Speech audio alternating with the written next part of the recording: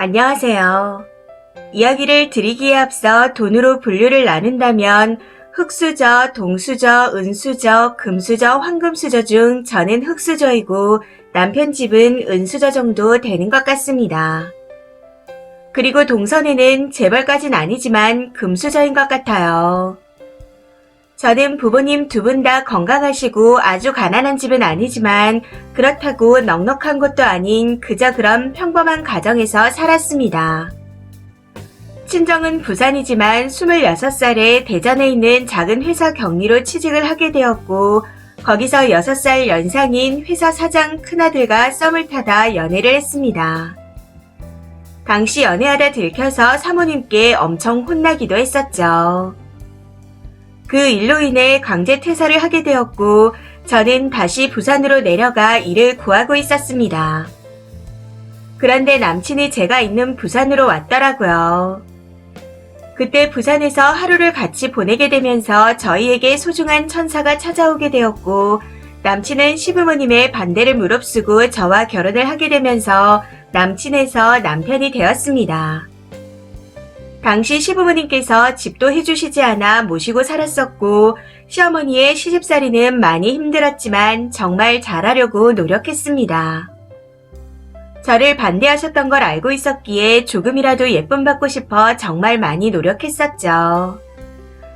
시부모님과는 1년 가까이 같이 살았었는데 당시 남편이 이렇게 살다가는 너도 애기도 힘드니 분가하자 하고 분가를 강행했고 시어머니께서는 완강히 거부하셨지만 남편의 고집을 꺾지 못하셔서 결국 분가를 할 수 있었습니다. 남편이 분가를 해야 제 마음이 편하고 그래야 아기가 건강하게 태어날 거라고 끝까지 밀어붙였거든요. 아무튼 결론은 시부모님께서 던지듯이 주신 돈과 남편이 모은 돈을 보태 작은 아파트를 매매해서 분가했고 분가 후에는 남편과 태교에만 집중하다 아이를 낳게 되었습니다. 출산 후 병원에 아기를 보러 오신 시어머니는 손녀를 엄청 예뻐해 주셨지만 저에게는 수고했다는 말도 고맙다는 말도 한마디 없으시더군요. 그렇게 지내며 이제 아기가 9개월 정도인데 저에게 시어머니는 여전히 어려운 존재입니다. 시어머니와 왕래를 잘 안 하고 있는 상태지만 시동생과 남편이 아버님 회사에 같이 다니고 있어 시동생을 통해 어머님의 근황을 다 전해 듣고 있었죠. 여기서 시동생에 대해 말씀드리자면 남편과는 성격이 정반대입니다. 남편은 본인이 하고 싶은 건 부모님과 대립을 해서라도 어떻게든 하려는 성격이라면 시동생은 부모님 말씀을 고분고분 다 들어주는 성격입니다. 그런 시동생이 최근 결혼을 하게 되었네요. 시동생의 아내, 즉 저에게 동서되는 사람은 저랑 동갑인데 결혼을 준비할 때부터 시어머니와 같이 가구도 보러 다니고 양가 어른들과 식사도 자주 한 것 같았습니다. 사실 저는 이 또한 서운했었지만 혼자 그러려니 하고 넘겼습니다. 아무튼 지난주에 시동생이 결혼을 하고 난 후 시어머니의 첫 생신이 있었는데 동서가 저에게 연락해서 어머님 생신을 어떻게 해야 되는지 물어보더라고요. 해서 제가 시어머니께서 좋아하는 갈비와 잡채, 미역국 등 음식을 같이 만들자고 했습니다. 그랬더니 본인이 요리를 아예 못한다며 그냥 외식하면 안 되냐고 하더라고요. 평소 저희 시어머니가 외식을 싫어하는 걸 알고 있었기에 최대한 가르쳐 줄 테니 배우면서 같이 만들자고 동서를 달랬습니다. 그런데 이후 동서가 시어머니께 전화해서 레스토랑을 예약해 식사하면 안 되겠냐고 물었고 어머니께서는 흔쾌히 허락을 하셨다네요. 이때 저는 동서 덕분에 생신상을 안 차려도 되니 편해서 좋았고 강단 있는 동서가 부러워서 잘 지내고 싶다는 생각을 하게 되었습니다. 그런데 어머님의 생신날 이런 생각이 싹 사라져버렸네요. 생신 당일 저녁 6시에 호텔 뷔페 VIP룸으로 예약이 되어 있어 저와 남편은 시간에 맞춰 약속 장소로 갔습니다.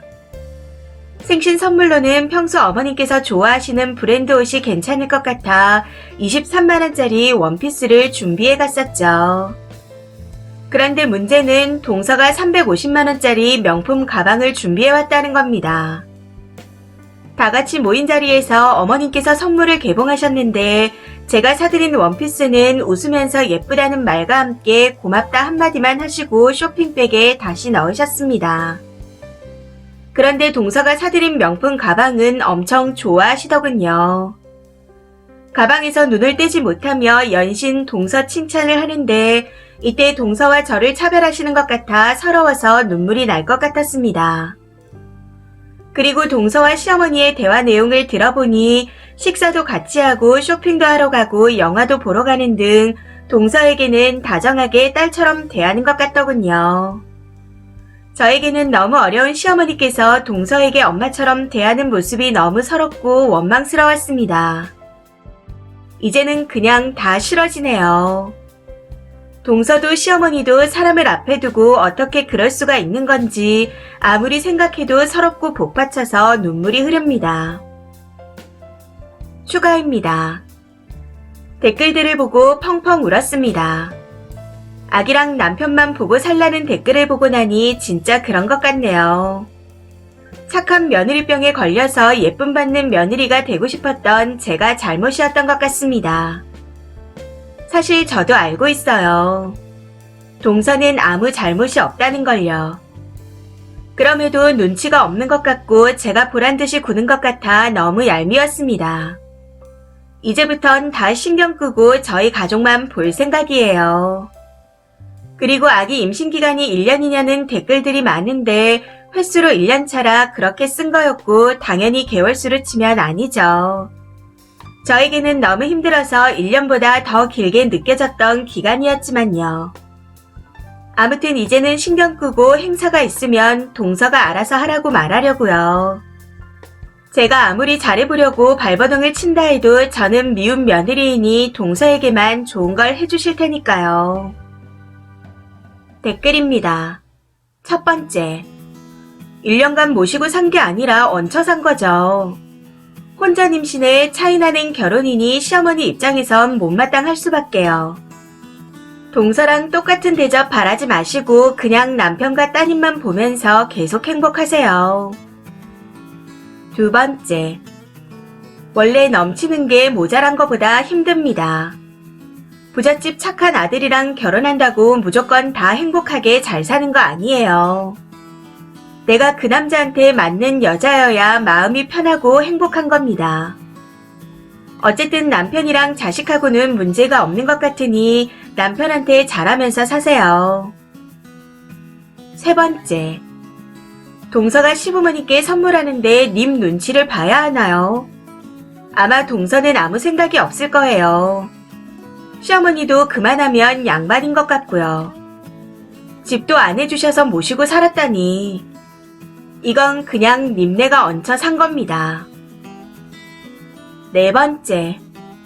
가진 거 없고 능력 없고 친정도 못 살고 좋은 조건이라고는 하나도 없는 데다 성품도 너무 안 좋은데 시어머니가 저 정도로 대우해주는 것도 다행으로 아세요. 딴 건 몰라도 성격이 이 지경이면 시댁 식구들이 진짜 힘들겠습니다. 다섯 번째. 임신 공격으로 치집한 인성에 머리까지 나쁜 며느리. 심지어 남편이 멍멍이같이 싸워서 돈을 뜯어내 분가해서 살아. 내 아들이 이상한 애 만나더니 망가졌다 싶겠죠. 집안이 맞나요? 지식 수준은요? 그렇다고 성격이 좋아 보이지도 않는데. 뱃속에 애 없고 님 남편이 미쳐 날뛰지만 않았으면 되지도 않았을 결혼인데 그냥 감사하며 살아요. 그나마 인간이라고 쳐주는 게 어디예요. 여섯 번째. 착한 며느리병요? 누가요? 쓰니가요? 쓰니는 착한 게 아니라 얹혀 산 걸 모르고 살아서 힘들었다고 표현할 만큼 억지 부리고 주제 파악 못하는 욕심 많은 며느리입니다. 시어머니 심정이 100번 1000번 이해가 되네요. 일곱 번째. 던지듯이 주는 돈이 어디 있나요? 진짜 봉투에 넣어서 던지셨나요? 주는 돈은 다 감사한 겁니다. 감사하다는 인사는 한 거죠. 어쨌든 시어머니 마음에 드는 동서가 있다는 걸 질투할 게 아니라 다행이라고 생각하는 게 맞아요. 만약 님만 있었다면 얼마나 갈굼겠어요. 그리고 동서를 좋아하시니 동서 입장에서는 피곤할 겁니다. 님은 편하게 된 거예요. 시어머니의 사랑이란 불편한 점이 많거든요.